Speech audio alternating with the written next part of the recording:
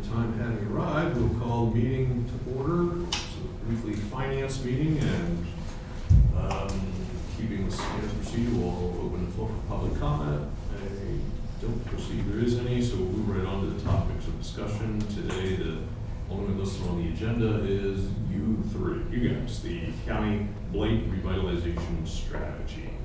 Okay, let's proceed. Okay, I'll probably take the lead, go over the presentation. We have a short presentation for you, but definitely be time for questions and answers and discussion on this. So, several years ago, I think the three of us were probably here talking about Lake County had some ideas at that point. I think that the guidance from the board was to come back and round out the strategy a little more, give us some more information on what the three organizations are doing in terms of blight reduction, and bring that back to you at a later date. So that's what we want to do today, kind of go over the full strategy.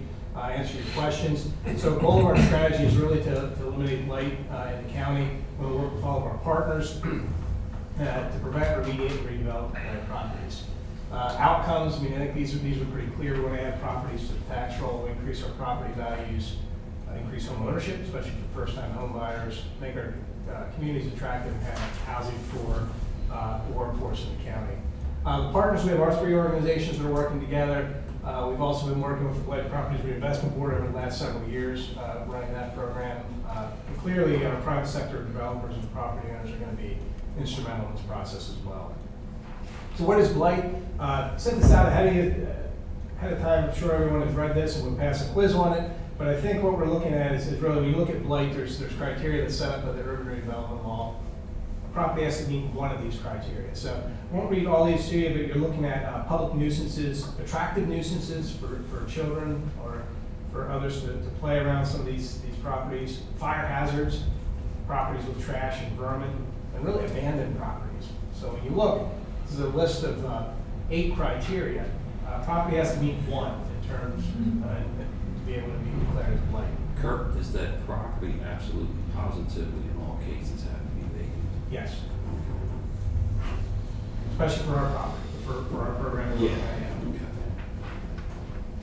So to start off, what we did was we conducted a blight inventory of the county. This was a quick exercise. We went into a ton of detail. We worked with our municipal partners, sent them out the criteria for blight. So here's the criteria for blight. Do you have properties that you believe in your municipality meet these criteria? They responded back to us. We had 91 properties that were responded in 14 different municipalities. Quick map of where they're located. You can see there are clusters throughout the county. I wouldn't look at this as comprehensive either. You know, I know there's certain municipalities up there that maybe didn't respond to the survey, but we do have blighted properties in those municipalities. So I think as we move ahead with the strategy and work with our municipal partners, I think you'll see that more properties will come out of the woodwork that they do believe are blighted. So our challenge really is that when you look at Cumberland County, we're pretty prosperous, and I think we have excellent quality of life here with a lot of jobs. We don't have large areas where we're seeing blight that's really threatening the entire community. I think we have small pockets of blight throughout the county, but in those pockets, we are seeing negative impacts on property value, tax base, overall quality of life. And most importantly, these structures are consuming land that could otherwise be productively put back on the tax rolls. So, our municipalities are taxed, our school districts and our counties could all benefit from that. And they do occur in every municipality in the counties. Let's see. So our strategy has 3 elements, and these are pretty straightforward, simple elements, but what we want to show is we're trying to work on all 3 fronts. There's not just one solution that you can work on. They have to be coupled together. So the first is prevention, second is remediation, and third is redevelopment. So on the prevention front, it's really trying to prevent blight before it occurs. So here we're looking at really a lot of our municipal ordinances. So we're looking at our zoning ordinance, property maintenance codes, uniform construction codes. It's the first line of defense against blight. So we can see here kind of a tally as we work with our municipalities and ask them to provide information to us where we stand. So we have 33 total municipalities. Everyone's doing the UCC. All but 3 have zoning. About half have property maintenance codes. Rental registration inspection ordinance, we have 9, but I think that's I know Tim and his team are working with other communities on that. And then codes enforcement staff. So we have about 30 that have responded, but I think there's a wide variety there. Some have full-time staff, others have part-time staff, some have third-party. So when you look at the enforcement, it's probably inconsistent from municipality to municipality of their resources they can put into blight prevention. So we have these in place, but I think blight still persists, and that's a common message. Even though we have these preventative measures in place, blight still persists. There's some other tools that we can look at in addition to those ordinances, and some of these come from the county level. Lower Allen Township, East Pennsboro Township both have abandoned property registration ordinances. So that's where property owner, lender, or servant has an abandoned property. They have to register that property with the municipality and keep it up to code until it changes hands. So East Pennsboro and Lower Allen both felt this was an effective tool, and it was something they said, hey, this might be something good to do at the county level, so that each municipality doesn't have to have its own registry. You can have one at the county level, and then those state property owners will have to register. There's a fee structure that comes along with that to make sure that they're meeting their demands, and also to help out with maintaining the registry. So again, this is another tool. It's a potential tool, one we're not doing. The other one is disqualification of tax sale bidders with municipal code violations. So when you get a property that comes as a tax sale, you'll see that's where a lot of our blighted properties are at. So if we're disqualifying some of those bidders who have history really of abandoning properties and not keeping them up to code, we can eliminate some of that blight before it begins. I talked to Melissa Meitzel on this one. She said there is some legislation out there that's pending to allow them to do that through the tax claims process. Haven't implemented it yet, but it's something that they would want to consider in the future. So it's proposed legislation, but it's going nowhere. It's proposed, she said, I believe it's closing in towards approval, Gary. We'll see. Okay, so there was specific legislation in committee, or we don't know? Not sure where it stands. Okay. So as I talked to Melissa a little bit ago, it seemed like it was something that was waiting for the legislation to sign. Again, it's another tool that I think we can look at. There's a lot of issues we face that are just waiting for the legislative. I hear you. So on the prevention front, so we have the ordinances, we have some potential tools here to look at. It's still blight is still persisting. You can see that. So when you move on to remediation, so after remediation occurs, then we have to try and fix up the properties that are out there. So if the preventative measures aren't working, we see blight start to occur. This is really a property owner interaction issue. So we have to work with the property owners to voluntarily clean up those properties. Does it work? Sometimes. In most cases, not. I can speak from the experience of the Blighted Properties Reinvestment Board. This was actually, it's not working, but the picture there, that's actually a redevelopment plan for a property that was submitted to the Blighted Properties Reinvestment Board. So we said, hey, your property's blighted, we need to see a plan to fix it up. That's what was submitted. Handwritten. Did they ever follow through with it? No, they didn't. So we want to try and work with our property owners to fix up properties, but again, I think that voluntary compliance is tough, especially when you see the state that the property is already in, when they've reached the point of being blighted. So I know Tim and his team, they have a few tools to remedy this through the CDBG program. They have home repair and rental assistance programs that are out there. Again, some of the limited funding available for that really reduces its impact to address remediation issues. So prevention doesn't work. We have blight that occurs, and we have remediation. Remediation's not working, blight still persisting. So then we need to look at redevelopment. So when we see that remediation's not an issue or not possible, then we have to look to see that the property is redeveloped into another use. But before that can happen, the properties have to be acquired, and in most cases demolished. And most of these properties are in bad shape, they have to be demolished. Right now in the county, we look at our available resources. CDBG is really the only funding source right now that's existing for acquisition and demolition. And I know that's limited, there's a lot of other competing sources for that. So we need that funding to acquire and demolish the blighted properties. The property I'm showing you there is a prime example. That's located on Industrial Drive in Hampton Township. It went through our Blighted Properties Reinvestment Board, was certified as blighted by the county and the municipality, and it's sitting there just waiting. It's an 11-acre parcel right in the middle of an industrial district. Who owns the property? Private property owner. And we've talked with them several times about fixing up the property. They haven't responded to anything. So this would be a prime target if we follow through with some of our redevelopment strategies. That's a property where acquisition, acquire, clean it up, it's in the middle of an industrial park, could be a property that may have some higher values. But there's probably some drawbacks from a development standpoint, someone trying to buy this, fix it up, and all the other issues that come along with it. Why would not, and I don't know all the circumstances of this, but if it's in an industrial area, surrounded by industrial users, it's presumably a relatively small parcel, I would imagine. It's 11 acres. Well, that's pretty sizable, okay. Why would they simply not sell that out to one of the neighboring industrial users users or a new industrial user, because the value of that property's gotta be far in excess of what it would take to even fix that up if they wanted to. I think that's a question around a lot of these properties. There are a lot of properties that have value and How's it use. zoned? That's, I believe that's zoned industrial. Everything else that's in there is industrial use. Is it a vacant, I'm not vacant, I mean, a missing landlord, or someone, is it caught up in an estate issue or something? The last correspondence we had with the blighted properties, I believe they're in Perry County. I don't know if you looked at. They're believe it or not. One of the things that we see with a lot of these properties, in many instances, getting back to Vincent's point, they're not vacant. Somebody's living there, absentee landlord, and when you start working with them, essentially completely non-responsive. And also got very good properties. There's one that we're working on now in Warmleysburg.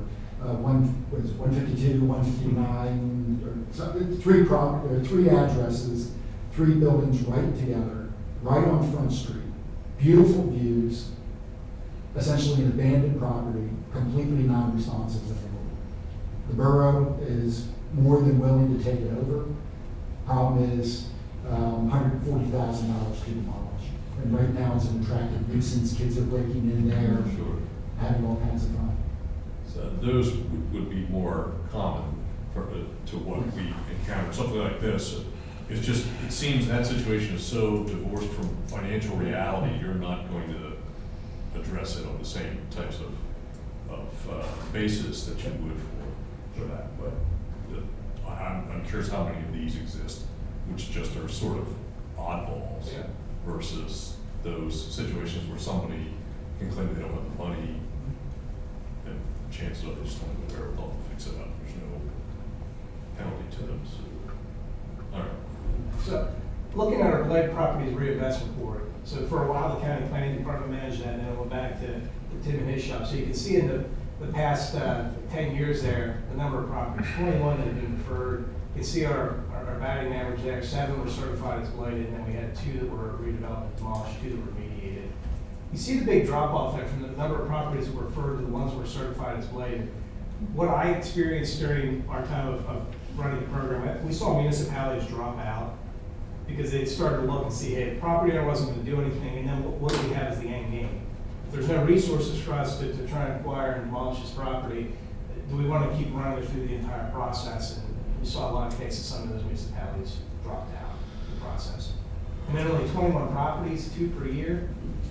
Again, I think that speaks to the challenge of the municipalities that are applying for the programs, that they're not seeing the end game in sight of what can happen to the property. I feel like they go through the process and we have a property that's certified as blighted, but it's still sitting there, no tangible improvement.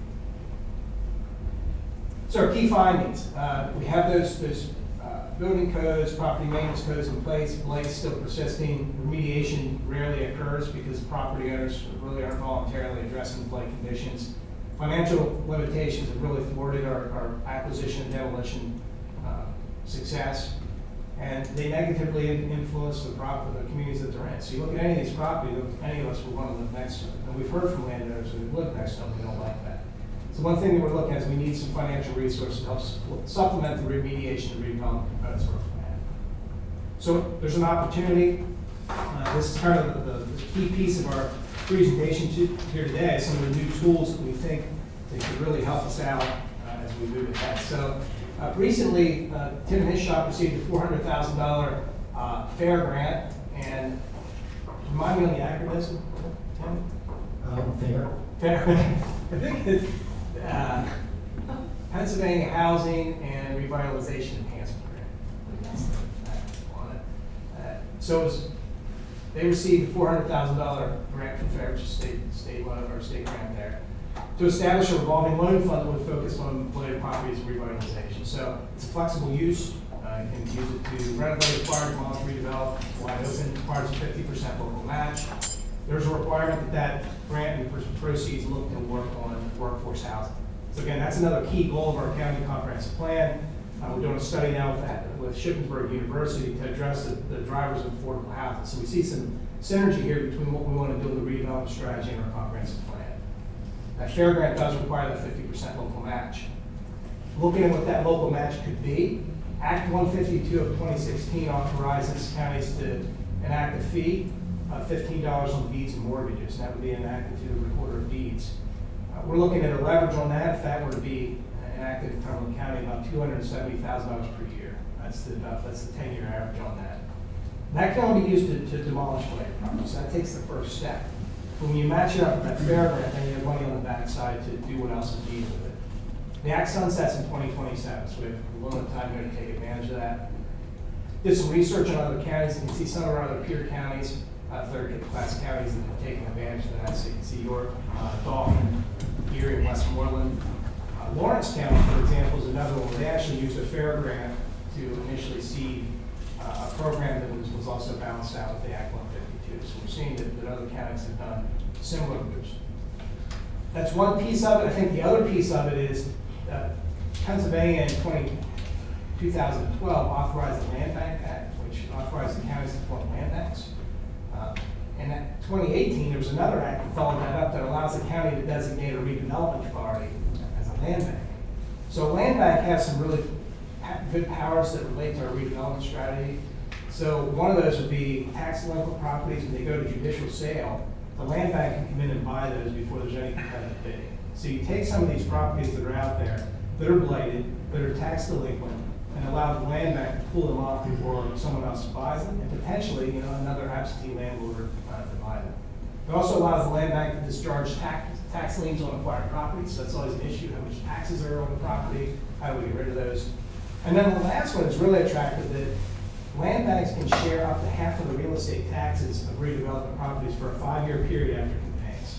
So as we work with our school district and municipal partners, after a property is redeveloped, 50% of those taxes can come back to the land bank, which then helps sustain the operations of the land bank over time. Do you have to negotiate that with the other taxing entities, or how does Yes. that? Yeah, we would work with the other taxing agencies to get that done. All right, as far as the discharging the tax liens, they're paying them? No. Working with the So municipalities. we're trying to negotiate essentially a Yeah. restructuring of the debt. Can you discharge a federal tax lien?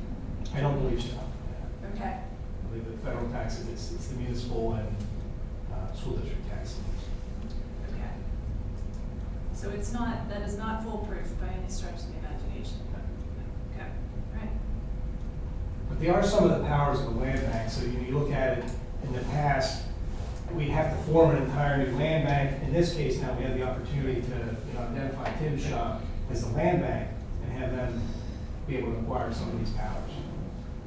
So really, the proposal then, when we look at some new resources out of our program, it would be to establish a blight revitalization revolving loan program. We use fair grant and also proceeds from the Act 152 demolition fund. We would certify the redevelopment authority as the county land bank and manager of that fund.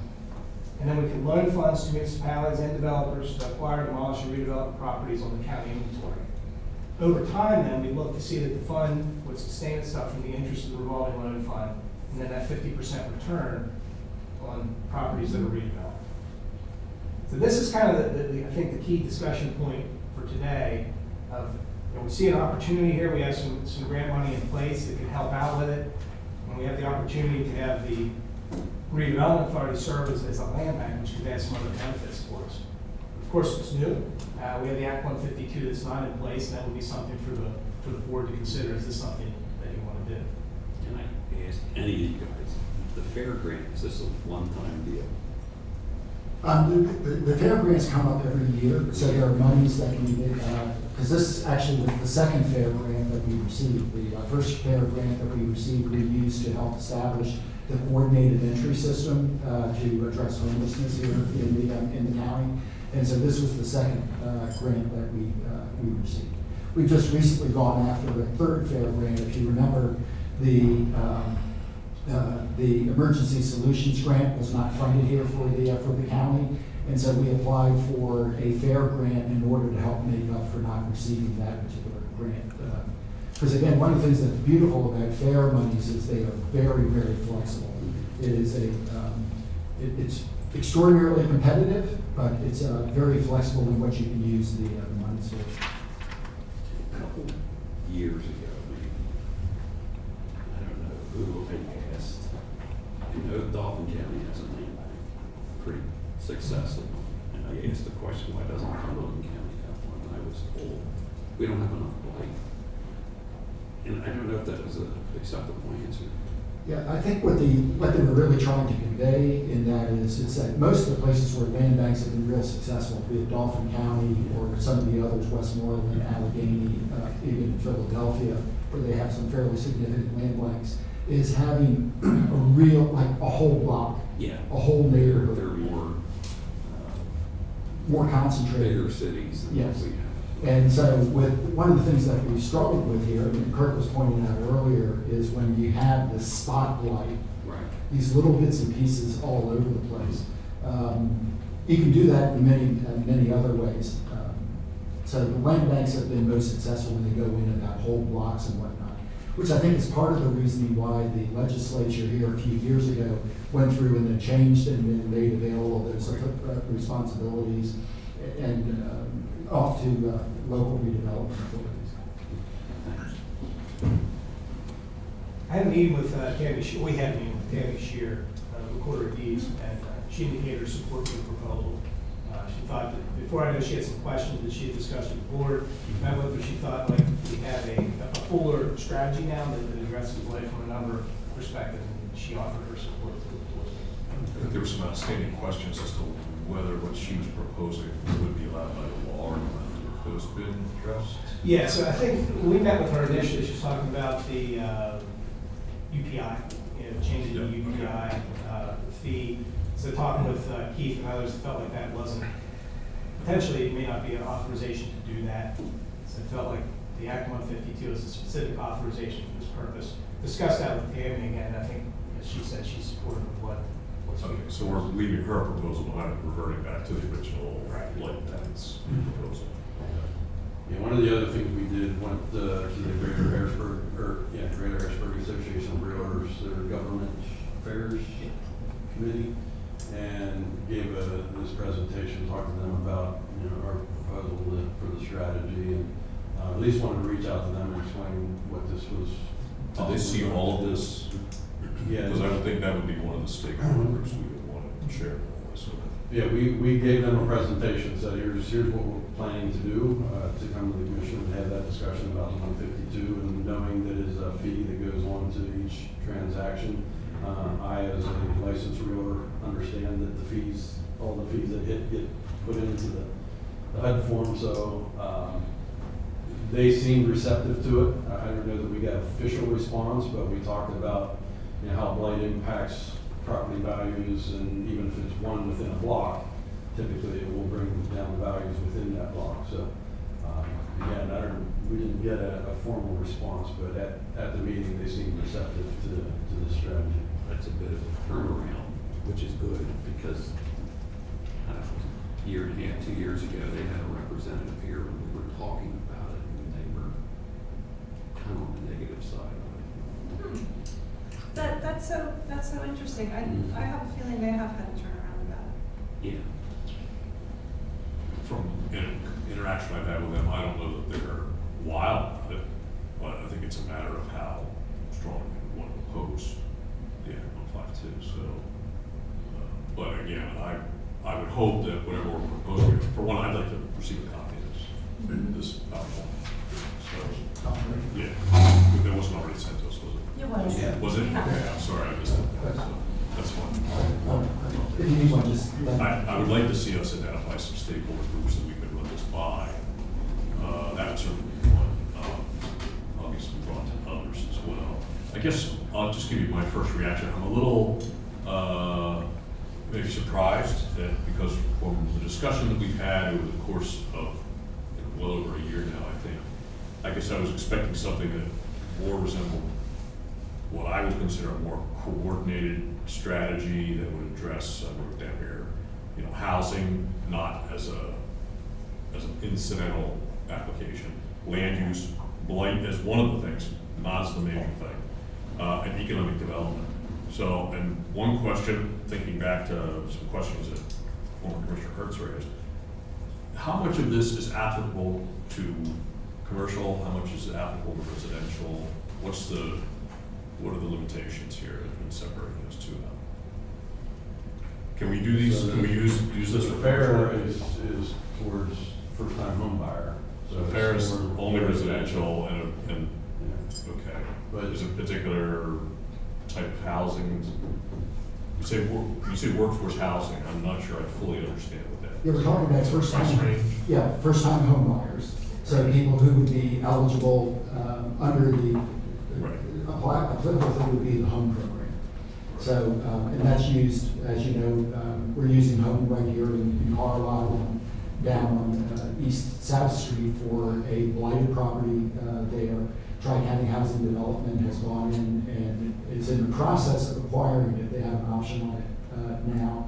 That building will be demolished, and then two new townhomes will be placed on that property. So, Are we talking about home ownership that's based on, or the qualification is based on price of the home or on income limitations of Both. individuals? Both. Yeah. Okay. So there are limits as to how expensive you can make a home, depending upon all that goes into the. So somebody who has a decent paying job, Yes. who's not looking for subsidized housing, they're looking for something in their range because they're not getting an executive salary. They would be, this program could address the needs of those people. Yes. Workforce housing. Workforce, so that's why I'm asking, what is workforce housing? Yeah, we're really looking at, for the most part, we look at what is the median household income in this area, it's roughly around $60,000. If you're making $60,000 as a family, when you look at housing prices here in the county these days and how they've accelerated over the last half a dozen years or so since the collapse in 2008, 2009, a family making $60,000 is going to struggle to get into a home. They're going to struggle with down payment, they're going to struggle with closing cost assistance, this type of program. We also have a first-time homebuyer program in our place that gives some down payment and closing cost assistance to income eligible families.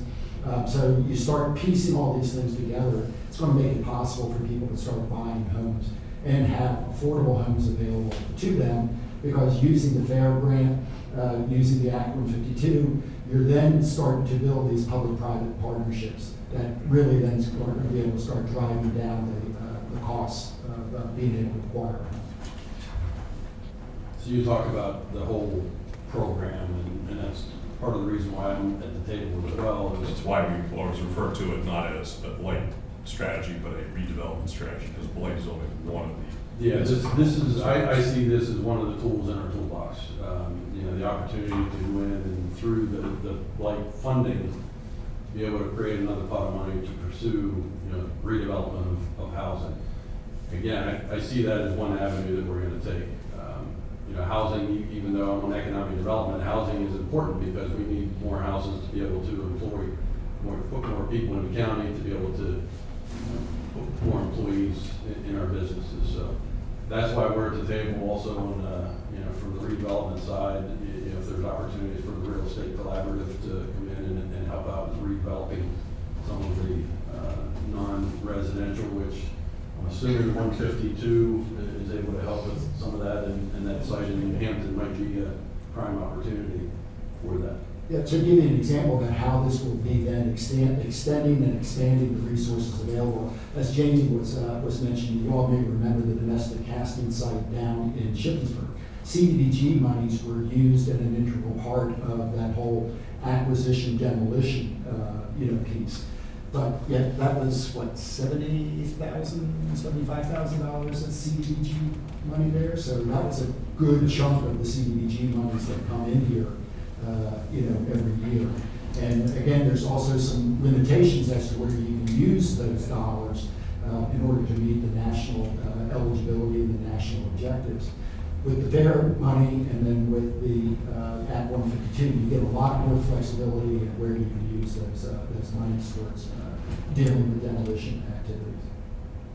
The redevelopment too, Gary, I think that's a valid point. The three of us have been meeting on a monthly basis and then coordinating on our overall redevelopment strategy. So again, this is one tool, but from a land use perspective, this tool in particular frees up area to see the revitalization and redevelopment occur. The blighted properties right now are taking up space in our core communities where we're trying to do work. When we get these out of the way and moved, it opens up those new opportunities for economic development, different land uses that right now are stymied because you have the property in place that we can't do anything with. I guess I'm not clear on that because we've just said we're addressing blight, which happens to be spot here, spot there. So I'm not really seeing how we're addressing it on the broad. Let me ask this, related but not exactly the same.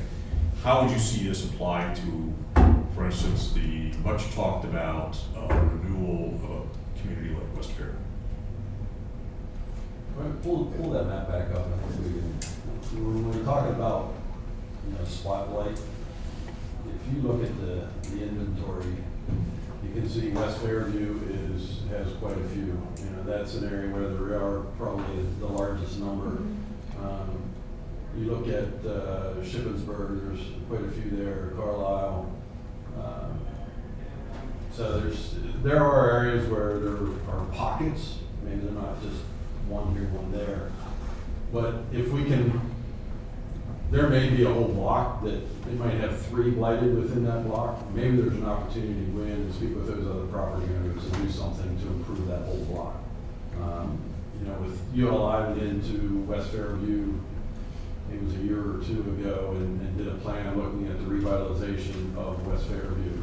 So that is part of it. Part of it is the housing stock that's there and the opportunities to raise the economic levels of the residents in that area. Are each of those single instances of Yeah, individual that's properties? Okay. Yeah. What's the concentration just east of Mechanicsburg? Is that Sharmanstown?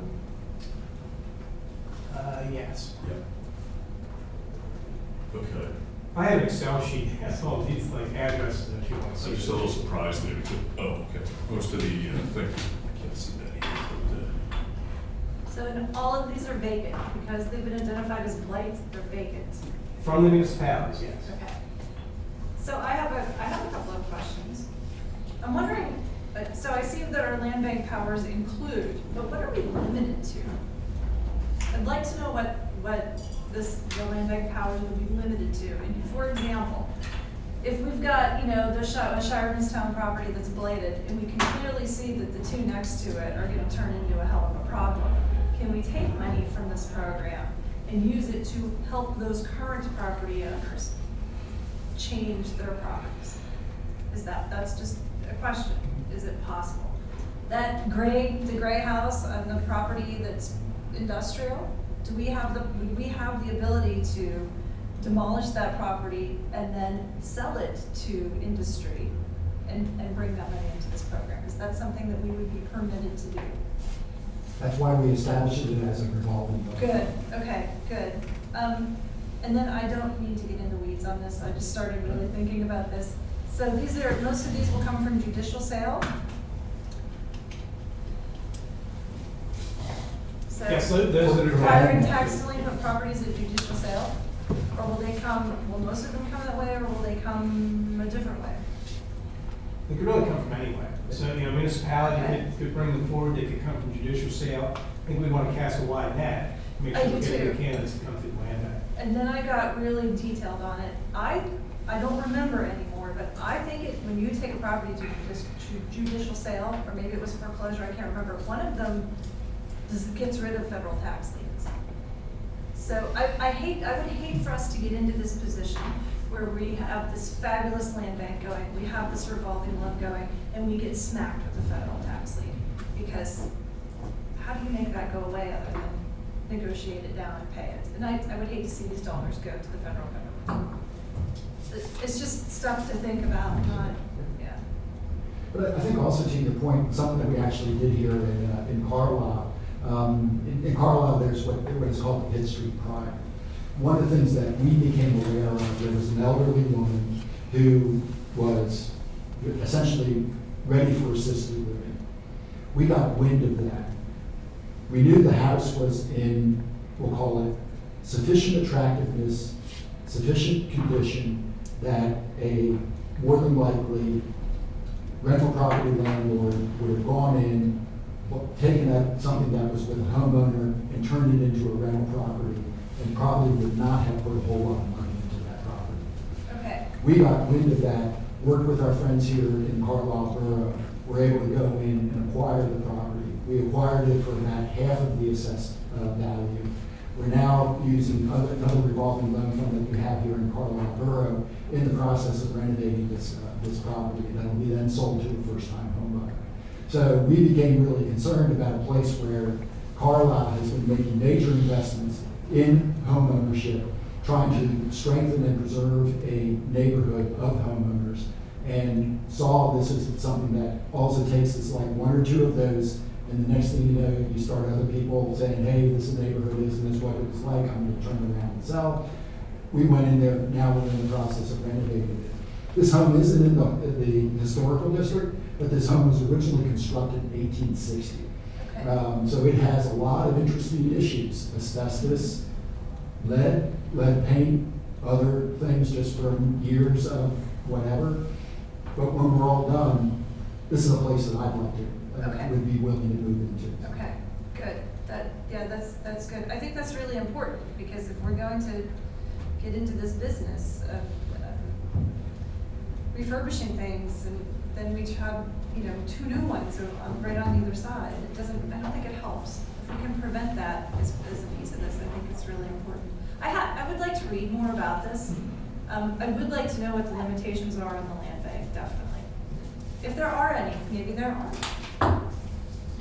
I'd like to know the limitations on fair also. It seems to me like this is not just a showering of money, right? Maybe it is, I don't Commissioner, know. but this is probably one of the most flexible state grant programs Okay. I have ever seen. Okay. When I compare it with what we have to submit for some other programs that we do to DCED, I mean, this fair grant proposal was maybe a half dozen pages long. Okay, I mean, it's okay. that All right. flexible and Good. straightforward. That's great. So this proposal to put the fee on deeds and mortgages, will that include refinances? If I refinance my mortgage, do I have to pay the fee? Not sure on that.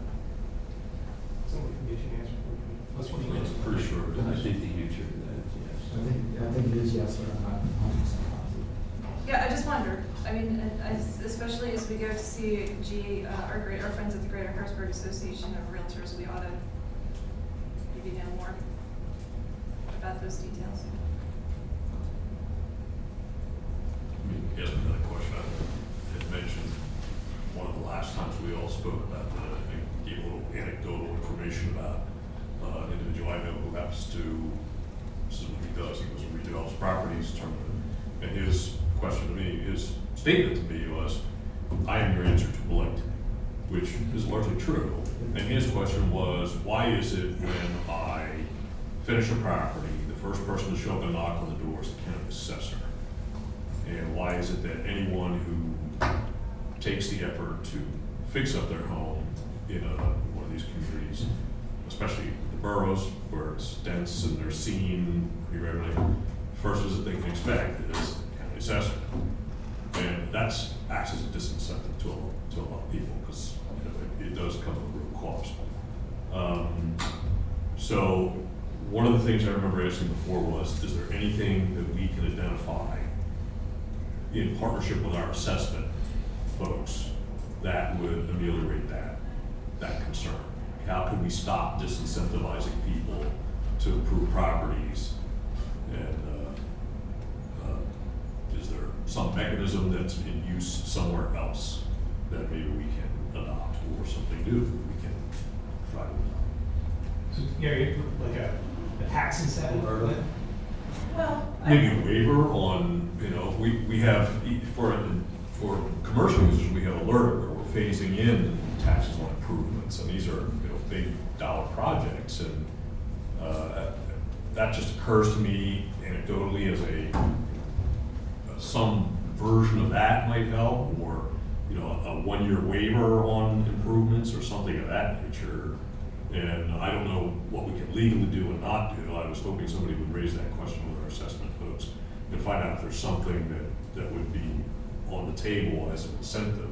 I remember squawking quite a bit about you know, instead of having a penalty-based system, maybe an incentive-based system would be helpful. But for the purpose of the land bank, the purpose of of the goal of this, it's to put people into affordable housing. But our private developer, our private person that refurbishes or that flips is not necessarily interested in the affordable piece of that. Well, they can be. Yeah, a lot of them are. That's the Okay. market, that's the market that exists, and Okay. they wanna meet that need, and they're Okay. gonna do it. So They can it's also, just- Gene, they can also be into having property demolished, so that then it opens it up for development. If you have a property Okay. that is blighted, you know, there's some unknown costs there of demolishing and getting rid of that property, and some of those costs are pretty steep. Through this program, if we demolish the property and have it, you know, shovel ready, then maybe some of those private sector developers will come to the Would table. jump in there. That's sort of the way the real estate collaborative works as well. So we will partner with a private sector developer. We can come in and do clean up and position, demolition, you know, through other funds, which this fund would cover, and then have that opportunity for the developer or private sector developer to come in. Cool. And I actually met with a guy yesterday that, you know, he's looking for those types of opportunities. Okay. There's no doubt that those opportunities exist for these larger scale developers, but there are lots of small developers and redevelopment people out there who are fixing up one or two houses at a time. That's what this guy was. He's All right. yeah, a couple at a time. He's not looking large scale. So, And wants to sell at a price that is affordable, Yes. workforce affordable. Because I would hate to get this program involved in anything where we are churning out super expensive places. I mean, that would be ridiculous. No, again, it limits on the program to first-time home buyers that are. I don't think it's gonna happen. Yeah. I just want to tell you guys, I support the proposal that's here, Mhm. and I supported the Act 152 and doing that. So I'm gonna go. And we're talking about first-time human home buyers, not first-time entity home buyers. Yes. Okay. Yeah, these are gonna be real people Okay. that are looking to get in. And we all know, and I'll just use my 33-year-old son as an example. He's a school teacher in Camp Hill School District. Got out of school, yes, dad helped him quite a bit, getting through tuition and all those other kinds of things. But he still came at it with a goodly amount of money owed. And it's been being a school teacher. Now, it hasn't always been to just move back here from being out of Pittsburgh for 9 years. But the reality is, in that time period as a school teacher, saving to be able to get together a down payment while dealing with that car, you know, rent, whatever, putting together that down payment has been a challenge for my son Noah. I mean, he's to the point now, it's kind of like, you know, I think I like renting better than I like being a homeowner because I can rent. I'm not so sure that I can be a homeowner. And I said, well, hey, wait a minute, how do you think we got the equity to get you some of those loans? You know, and so he's starting to get it now at 33. But the reality is, and when you start looking at what is it, you know, a realtor here, when you're looking at some of inexpensive homes, $150,000, Right.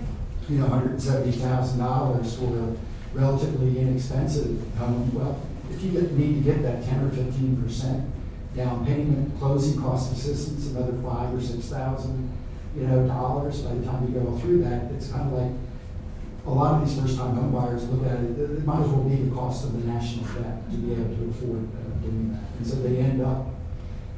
And it creates those opportunities, as I mentioned here, this thing we do in North Pitt Street, creates opportunities for people to go in, buy up cheap homes, don't necessarily put a whole lot of money into it, and in that process, create opportunities for renters, which are important, but it doesn't necessarily in the long run create opportunities for homeowners, which is what's really going to strengthen our community.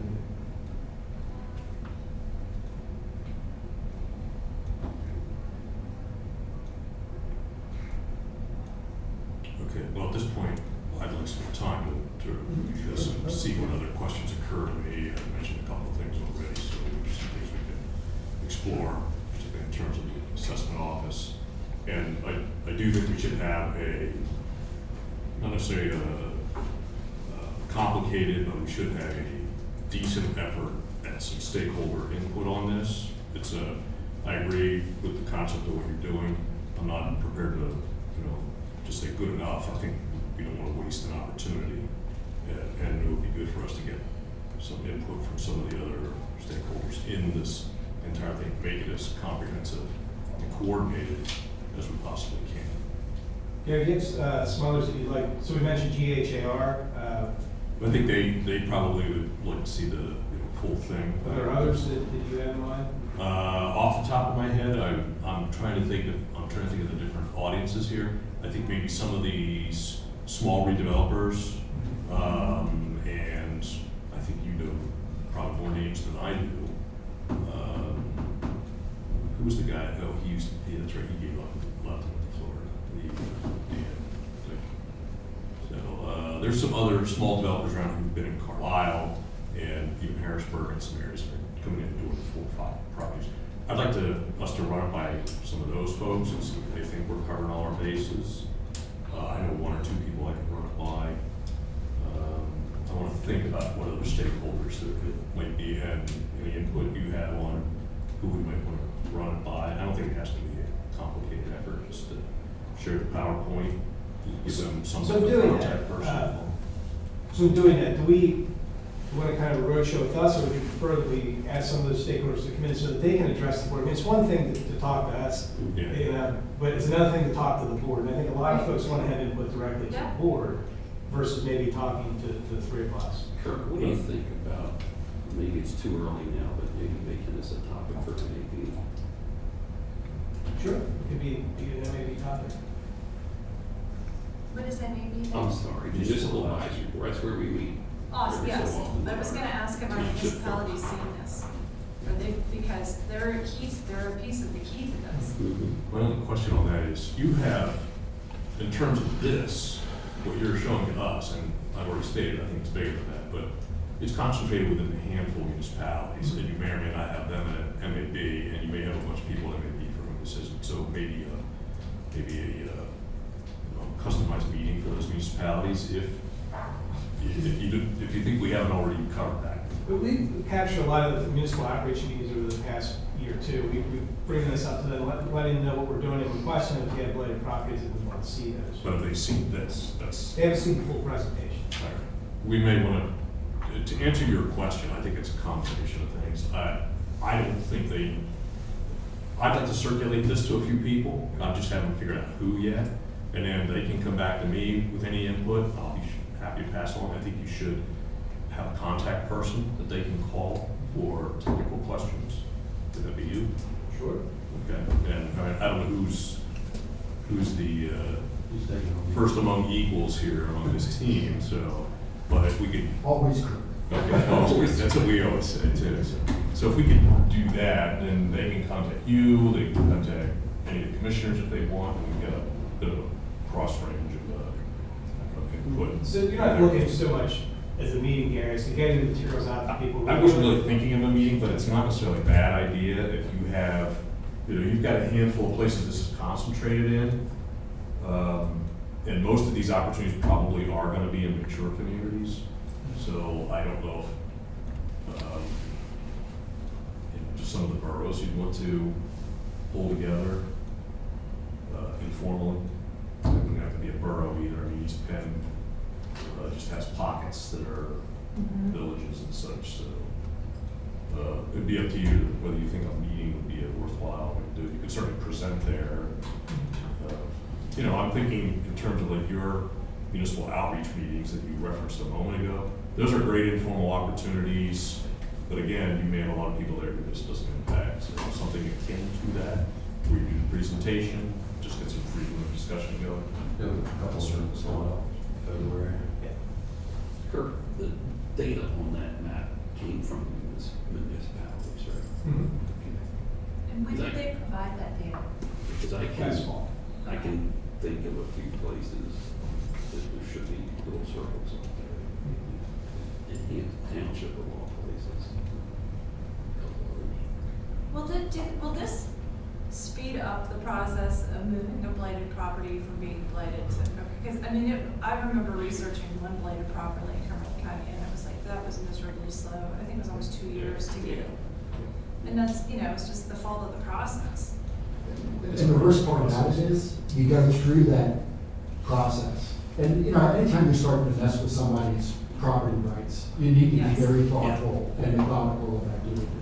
But the real struggle piece that Kirk mentioned very early on is you get to the end of that process, and then there's no significant dollars that can be towards demolition, rehabilitation, or redevelopment of that property. And that's where the combination of the fair, the Act 152, even appropriately CDBG, could even be home monies. You can start building all kinds of new dollars to really start being aggressive and being able to move on this. But the biggest frustration of all is, and Kirk's seen that, we've seen that in this through the Blight Board. You get to the end of the road, and it's like we're at the end of the road. It's like, now what? Okay. Do we know how many deeds and mortgages we recorded in 2019? I had 2018, I had some numbers. 2018 is fine. Yeah, I had some numbers from, we don't have numbers here, you can see what, number of instruments charged, so 2018, it was 16,203. Okay. Average for the last 10 years is 17,962. Okay. Very interest rate refis. It works out to your 270,000. Yeah, the average over the last 10 years, it was $269,000. Okay. We've had, I'll just reiterate what we said earlier, we've had a lot of discussion on this board, the previous board, about redevelopment as a potential for a crossroads of addressing a whole range of issues this county's gonna face. So I would hate to see this opportunity or our discussion regarding redevelopment come down to picking off an eighth of an acre here and a quarter of an acre here. The county's a big place. Right. These are very wide-ranging issues, so. And I think one of the things, getting to that point, we share that concern about how do you go about building priorities, so that even with 400,000 and then you add in this other stuff, I mean, we're still not dealing with a huge sum of money, but by creating a revolving loan fund, you'll be able to pick and choose. We're still going to have to create priorities through all of this. And I think the other thing that I hope you're seeing is it's Jamie, it's Tim, and Kirk. We've all been working together on this, trying to understand how to make this work. It really has been a very strong collaborative effort of all three of us in trying to look at what's the best strategy moving forward for Cumberland County. And the nice thing is we're starting to see communities really get behind these initiatives as well. New Cumberland, last night I wasn't able to make, they did a presentation on their revitalization, really getting people together, looking at commercial redevelopment, looking at parks and recreation opportunities. I've been down to Shippensburg several times over the past couple of months with their revitalization group and the rail trail, and to sort of bring back to life some of our communities that need it.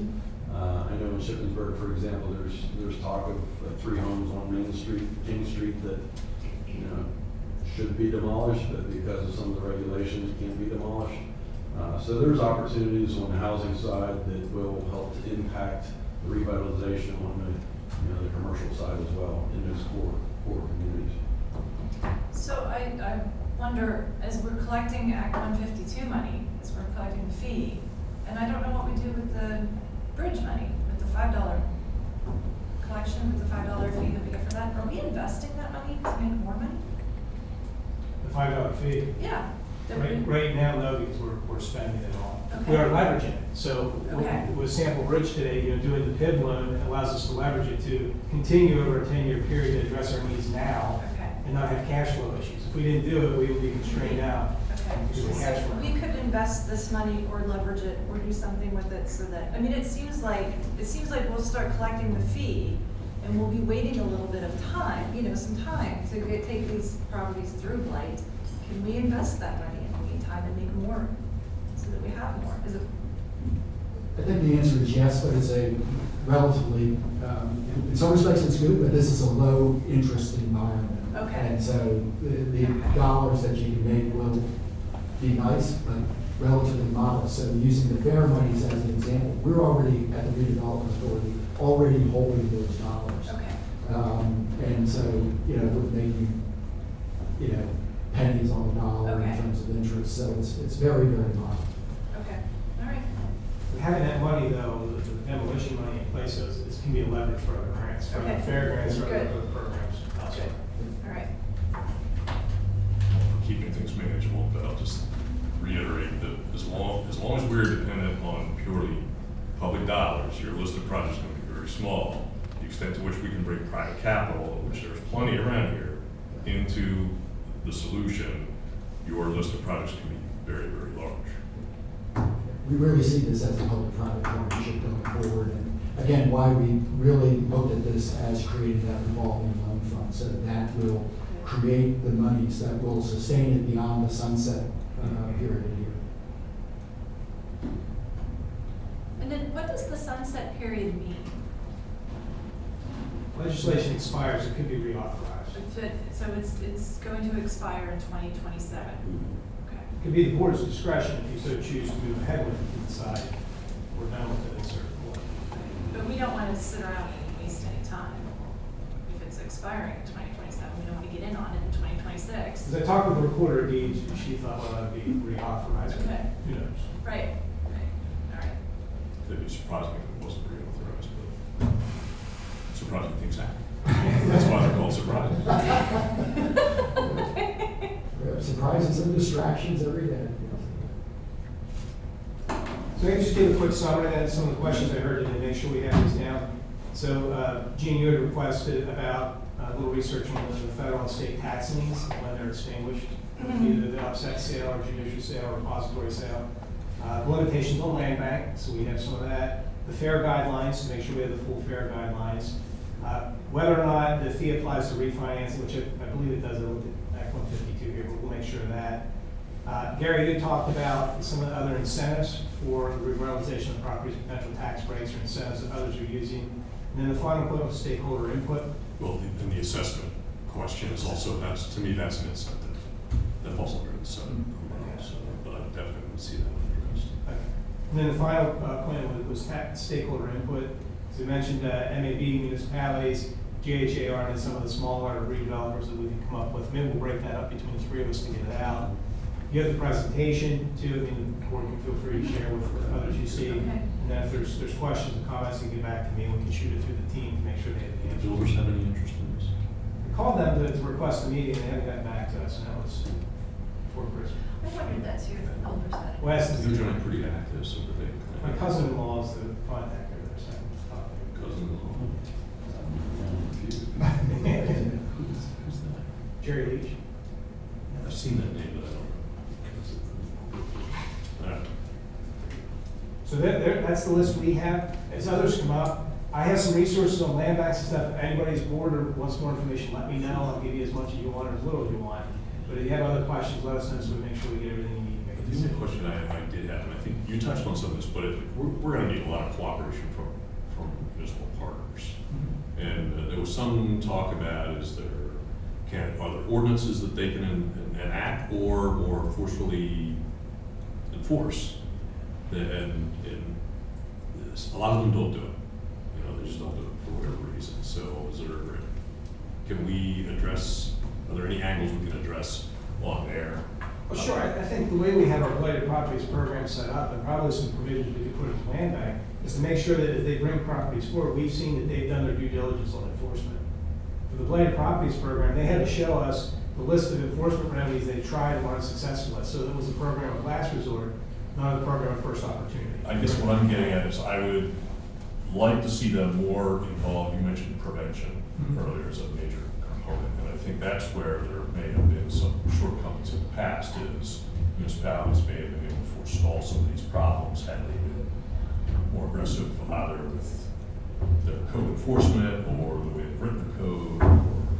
So that goes to the community revitalization strategy, which is, I think, sort of our overarching strategy that we get together on a monthly basis on and talk about the resources that we bring to the table, and the blight strategy is going to be one of those. But we're also talking about, looking at ordinances to try to make sure that they're up to date and again, enforceable.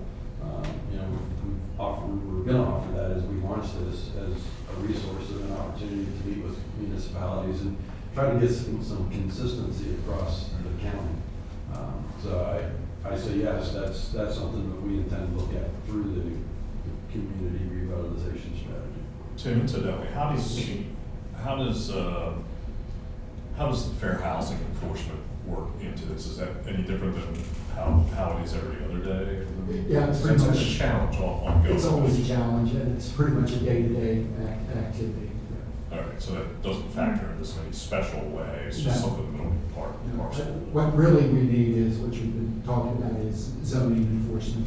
People that, being, and again, not every municipality gives it full-time attention. There's some that look the other way, let's be Um, candid, there's some. Depends on whose property it is, and they're often very lenient, and, they'll go to the folks, say, hey, it'd be really nice if you took care of these 2 cars in your, on blocks of your thing, and, oh yeah, we'll do that, and, 6 months later, there are 3 cars on blocks in their car, so it's. And I think that goes to the building the relationship and the rapport, that there is rehabilitation programs, for housing that, we can go to before we go to demolition. As long as those municipal officials want to cooperate and be part of the solution. Okay. All right. Great. Thank you all. Thank you. Yeah, appreciate your time. Thank you. Thank you. Good stuff. Okay, only other item is the other business. Is there anything else we need to enforce? If not, I'll entertain a motion to adjourn. Motion to adjourn. Thank you.